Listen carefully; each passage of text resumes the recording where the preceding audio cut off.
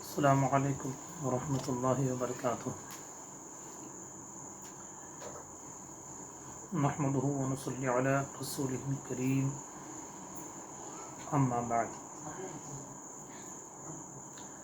قارون ہلاک شد کہ چہل خانہ گنج داشت۔ قارون ہلاک شد کہ چہل خانہ گنج داشت، نوشیرواں نہ مرد کہ نام نکو گذاشت۔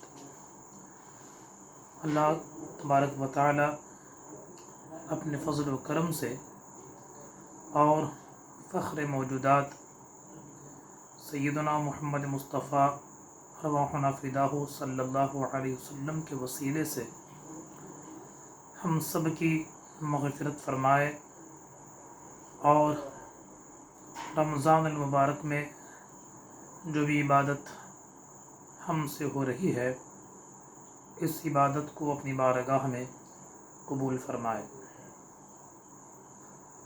عزیزان ملت، میں آپ کا مشکور ہوں، شکر گزار ہوں۔ اللہ عز و جل آپ کو جزا خیر عطا فرمائے کہ آپ ہر دن اپنی زندگی کے قیمتی لمحوں میں، قیمتی ٹائم میں تھوڑا ٹائم میری باتیں سننے کے لیے نکالتے ہیں۔ اللہ تعالیٰ آپ کے اس عمل کو بارگاہ عظمت و محبت میں قبول فرمائے۔ عزیزان ملت، ماہ رمضان کے 2 عشرے، 2 دہائیاں ختم ہو چکی ہیں۔ الحمدللہ عبادت کرنے والے، توبہ و استغفار کرنے والے، قرآن پاک کی تلاوت کرنے والے الحمدللہ رمضان شریف کی برکتوں سے وہ مالا مال ہو رہے ہیں۔ ہمیں افسوس ہے کہ رمضان کی جیسی قدر کرنی تھی، رمضان میں جیسی عبادت کرنی تھی، وہ ایسی عبادتیں ہم سے نہیں ہو پائی ہیں۔ میرے اور آپ کے آقا محمد مصطفیٰ صلی اللہ علیہ وسلم ایک جگہ ارشاد فرماتے ہیں کہ جب رمضان دنیا سے رخصت ہوتا ہے، رمضان دنیا سے جاتا ہے، تو زمین اور آسمان میری امت کی مصیبت کو یاد کر کے روتے ہیں۔ پوچھا، یا رسول اللہ صلی اللہ علیہ وسلم، کون سی عبادت، کون سی مشقت کو یاد کر کے روتے ہیں؟ دانائے غیوب، خیر البشر سیدنا محمد مصطفیٰ صلی اللہ علیہ وسلم ارشاد فرماتے ہیں، رمضان میں میری امت کے بدترین دشمن کو قید کر دیا گیا تھا۔ اس میں نفل پر فرض کا ثواب، فرض پر 70 فرائض کا ثواب، 1 درود پر 1 لاکھ درود کا ثواب، 1 تحلیل، 1 تکبیر پر 1 لاکھ کا ثواب انہیں دیا جا رہا تھا۔ ہائے افسوس، وہ ماہ مکرم ہم سے رخصت ہو گیا ہے۔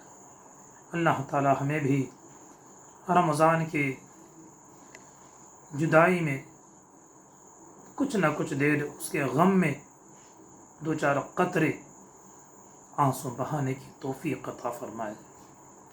حق بھی ہے اس کا کہ دیکھیے، جو دوست ہم کو دنیا کے چند سکے دیتا ہے ہم اس کو یاد رکھتے ہیں، کبھی معمولی تحفہ، معمولی گفٹ ہم کو دیا تو ہم اسے یاد کرتے ہیں۔ رمضان نے ہم کو کیا کچھ نہیں دیا ہے۔ ہمارے احباب جو رمضان میں انتقال فرما جاتے ہیں، قبر میں ان کو سوالات تک نہیں ہوتے ہیں۔ رمضان کیا تھا؟ ہمارے گھر کے بچے صبح سے لے کر شام تک اللہ کی رضا کے لیے بھوک اور پیاس کو کنٹرول کیے ہوئے رہتے تھے۔ چھوٹے چھوٹے بچے بھی رمضان میں کچھ نہ کچھ عبادت ضرور کرتے تھے۔ اور رمضان کے 2 دہائیاں 20 دن ختم ہو رہے ہیں۔ آخری عشرہ بڑا برکتوں والا، بڑا رحمتوں والا عشرہ ہے۔ اس عشرے کی قدر کرے، اس عشرے کی تعظیم کرے۔ دیکھیے کرونا، دنیا کے ہر سائنس اس چھوٹے سے جراثیم کے سامنے گھٹنے ٹیک دیے۔ انسان کی عقل یہاں ناکام ہو چکی ہے۔ انسان کے پاس سب کچھ ہے، اس چھوٹے سے جراثیم سے لڑنے کی طاقت نہیں ہے۔ میرے عزیزو، ہمیں خدا کا شکر ادا کرنا ہے کہ اس نے ہمیں ایسے مضر امراض سے وہی بچانے والا ہے۔ اس لیے معمولی دوست دیتا ہے تو اسے بھول نہیں سکتے ہیں، تو رمضان جو اتنا سب کچھ ہم کو دے کے جا رہا ہے، ہم اسے آپ فراموش نہ کریں۔ تاجدار مدینہ صلی اللہ علیہ وسلم ایک حدیث پاک میں ارشاد فرماتے ہیں، میری امت کو اگر معلوم ہو جائے کہ رمضان کیا ہے تو میری امت یہ تمنا کرے گی، یہ خواہش کرے گی، یہ آرزو کرے گی، اے کاش سارا سال رمضان ہوتا۔ مولا تعالی ہم سب کی ٹوٹی پھوٹی چھوٹی بڑی عبادت کو اپنی بارگاہ میں قبول فرمائے۔ عزیزان ملت، مال کے حوالے سے کل میں آپ کے سامنے کچھ باتیں آپ کو رکھی ہوئی تھی۔ مال کے بغیر ہماری زندگی کی گاڑی ایک قدم آگے نہیں جا سکتی ہے۔ مال ہمارے لیے ضروری ہے، لیکن بات یہ کہ مال کی محبت، اس پہ ہم کو ہمیشہ کنٹرول رکھنا ہے۔ آپ نے اسٹیمر کو دیکھا ہے، آپ نے شپ کو دیکھا ہے، آپ نے پانی کی جہازوں کو دیکھا ہے، ہزاروں ٹن اس پہ سامان لادا جاتا ہے، کئی بلین بیرل اس میں آئل تیل ایک ملک سے دوسرے ملک میں لے جایا جاتا ہے۔ بڑی بڑی جہازیں، آج تو دنیا ترقی کر گئی ہے، بڑی بڑی 5 اسٹار بلڈنگ کی طرح جہازیں بنی ہوئی ہیں، لیکن اس جہاز کی زندگی کیا ہے؟ پانی ہے۔ بغیر پانی کے جہاز ایک قدم آگے نہیں بڑھا سکتا ہے۔ پانی ہی اس کی جان ہے، پانی ہی کے ذریعے اس کا استعمال ہوتا ہے۔ لیکن کیا آپ نے دیکھا کہ جہاز پانی سے فائدہ اٹھا رہا ہے؟ دنیا کے ایک کونے سے دوسرے کونے تک پانی ہی کے ذریعے جا رہا ہے، ساری دنیا کو اپنی طرف کھینچ رہا ہے۔ کیوں؟ اس لیے وہ پانی پہ جانے کی طاقت رکھتا ہے، لیکن سمندر کے پانی کو اپنے اندر آنے کی اجازت نہیں دیتا ہے۔ اسی طرح دنیا ہم کو چاہیے، دولت ہم کو چاہیے، پیسہ ہم کو چاہیے۔ جس طرح ہم کشتی کو دیکھتے ہیں کہ پانی سے فائدہ اٹھاتا ہے لیکن پانی اندر نہیں آنے دیتے ہیں، اسی طرح ہمارا دل میں بھی دنیا کی محبت، پیسوں کی حد سے زیادہ محبت، حلال و حرام کی تمیز چھوڑ کے کمانے کی جو خواہش ہے، اس کو دل کے اندر جگہ نہیں دینی ہے۔ دولت بہت عظیم نعمت ہے۔ کل میں نے کہا تھا صحابہ کرام میں حضرت عبدالرحمن بن عوف کی سخاوت، صدیق اکبر کی سخاوت، عمر فاروق اعظم کی سخاوت، اپنی مثال آپ ہیں، ان کی طرح کوئی سخاوت، کوئی بھی ان کی طرح اپنی دولت کو نہیں لوٹا سکتا ہے۔ لیکن ہمیں چاہیے کہ دولت کے اندر، ہماری دولت میں جو غریبوں کا جو حق ہے اسے ادا کریں۔ حدیث پاک میں تاجدار مدینہ ارواحنا فداہ صلی اللہ علیہ وسلم ارشاد فرماتے ہیں، ہم جو یہاں صدقہ دے رہے ہیں، جو زکوٰۃ دے رہے ہیں، یہ دیا ہوا صدقہ کل محشر کے میدان میں آئے گا۔ اگر آپ نے صدقہ دیا ہے تو یہ صدقہ محشر کے میدان میں آئے گا، اس کا حق ادا کیا، مال کا حق ادا کیا ہے، تو پل صراط کے پاس آ کے مال کہے گا، یا اللہ میں اس کا مال ہوں، اس نے مجھے صحیح جگہ پر صحیح ٹائم میں اسے یوز کیا، استعمال کیا ہے، یا اللہ میں دعا کرتا ہوں کہ اسے پل صراط سے آسانی کے ساتھ گزار دے۔ تو مال کی وجہ سے آپ پل صراط پار کر جاتے ہیں۔ اور ایک بندے کو لایا جائے گا، اسے پل صراط کے سامنے کھڑا کیا جائے گا، اس کا مال کہے گا، یا رب اس نے میرا حق ادا نہیں کیا ہے، تو نے مجھے اس کے ہاتھ میں دیا، اس نے شراب پر، جوئے پر، ظلم پر، زیادتیوں پر مجھے استعمال کیا ہے، یا اللہ اسے ہلاک کر دے، اسے برباد کر دے۔ اس کے مال کی دعا قبول کی جائے گی، وہ ہلاکت کے گڑھے میں گر پڑے گا۔ اس لیے آقا کونین صلی اللہ علیہ وسلم ایک جگہ ارشاد فرماتے ہیں کہ دنیا میں جو آپ صدقہ دے رہے ہیں، جو زکوٰۃ ہم دے رہے ہیں، یہ زکوٰۃ، یہ صدقہ سیدھا جس کے واسطے ہم دے رہے ہیں اس کے پاس دینے، اس کے ہاتھ میں جانے سے پہلے یہ صدقہ رب اسے اپنے ہاتھوں میں لیتا ہے، اللہ تبارک و تعالی اسے اپنے ہاتھوں میں لیتا ہے، اور ہمارے صدقے کو اللہ پالتا ہے، اسے بڑھاتا ہے، جس طرح ہم بچڑے کو پالتے ہیں۔ جب ہم محشر کے میدان میں صدقہ کرنے والے جائیں گے، خیرات کرنے والے، صدقہ کرنے والے، زکوٰۃ دینے والے محشر کے میدان میں جائیں گے تو دیکھ کر حیران ہو جائیں گے کہ دنیا میں جو چھوٹی چھوٹی چیزیں جو صدقہ کیے ہیں، وہ صدقہ بڑے بڑے پہاڑوں کی شکل میں ان کو دیا جائے گا۔ اس لیے زکوٰۃ فرض ہے۔ جو زکوٰۃ کو فرض نہیں مانتا ہے وہ کافر ہو جاتا ہے۔ حضرت سیدنا صدیق اکبر رضی اللہ تعالی عنہ، کہاں کہاں ہم صدیق اکبر کو یاد کریں گے، ہر مسئلے میں، ہر جگہ پر مثال صدیق اکبر ہے۔ ایک دن تاجدار مدینہ صلی اللہ علیہ وسلم ارشاد فرماتے ہیں، آج فجر کو آنے سے پہلے کس نے بیمار کی تیمارداری کی ہے؟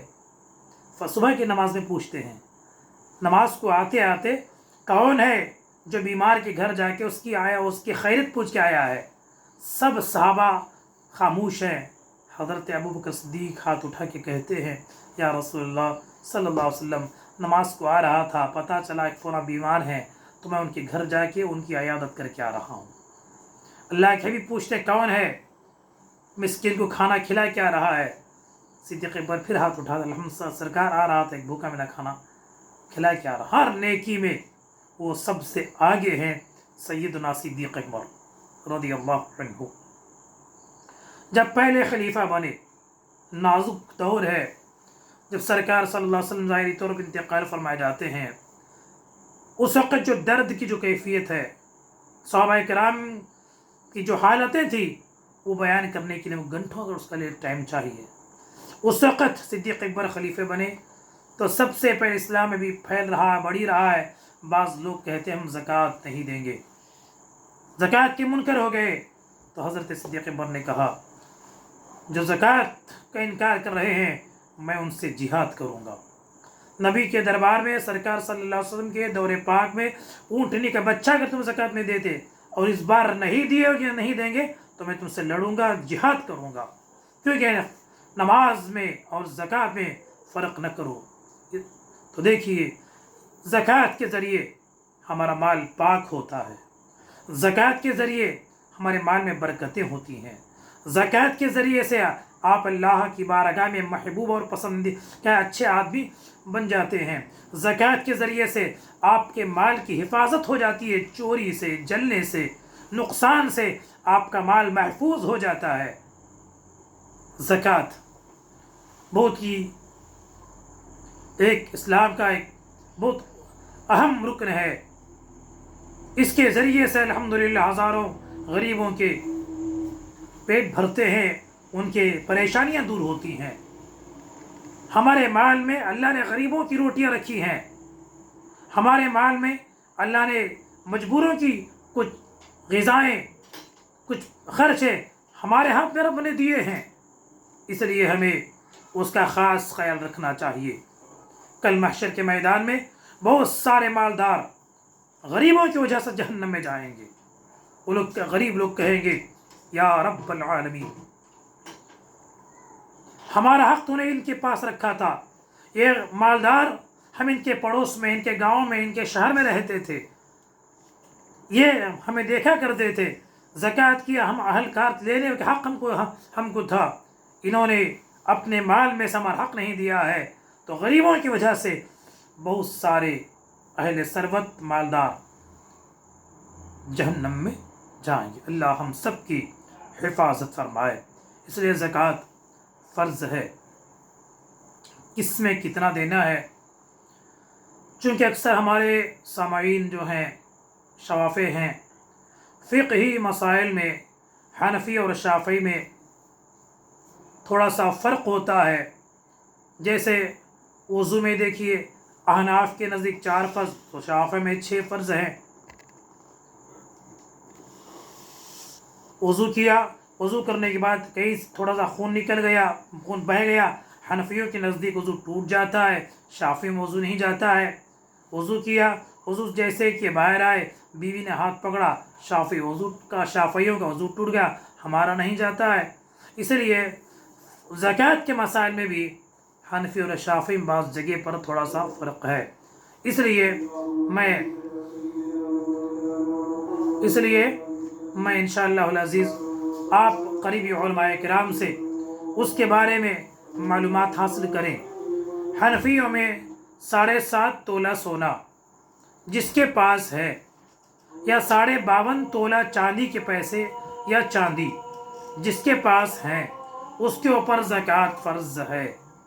اور 52.5 تولہ چاندی کتنے میں آتی ہے آج کل؟ آدھا کیجی چاندی زیادہ سے زیادہ 25 سے 25.5 ہزار روپے میں آدھا کلو چاندی آتی ہے۔ تو اپنے خرچے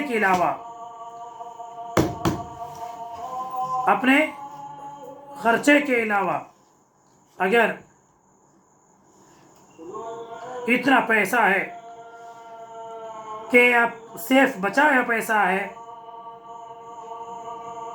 تو اس پر زکوٰۃ فرض ہے۔ اس لیے زکوٰۃ کے تفصیلی مسائل آپ انشاءاللہ پرسنل میسج کریں، پوچھیں تو انشاءاللہ العزیز میں آپ کو مفصل طریقے سے میں آپ کی رہنمائی کرتا ہوں۔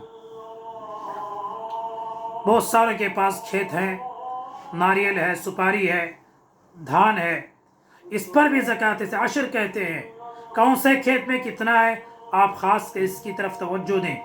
آج کل کھیتوں کا، باغوں کا زکوٰۃ لوگ بہت کم ادا کرتے ہیں۔ عشر کی طرف عشر کہتے ہیں۔ آپ علماء کرام سے مشورہ کریں تاکہ اللہ تعالیٰ آپ کے مال میں بے پناہ برکتیں آپ کو عطا فرمائے۔ تو عزیزان ملت اسلامیہ، اس کے اندر بہت سارے برکتیں ہیں، بہت ساری اس کے اندر فضیلتیں ہیں۔ آپ کے مال اس سے بڑھتے ہیں، آپ کو ترقی سے نصیب ہوتی ہیں۔